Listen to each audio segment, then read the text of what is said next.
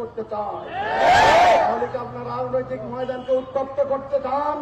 এই ভোটের মাঠকে কি আপনারা উত্তপ্ত করে ফায়দা হাসিল করতে চান? আপনাদের সে গুড়ে বালি মানুষটা হতে দেবে না, জনগণ আপনাদের আশা পূরণ হতে দেবে না ইনশাআল্লাহ।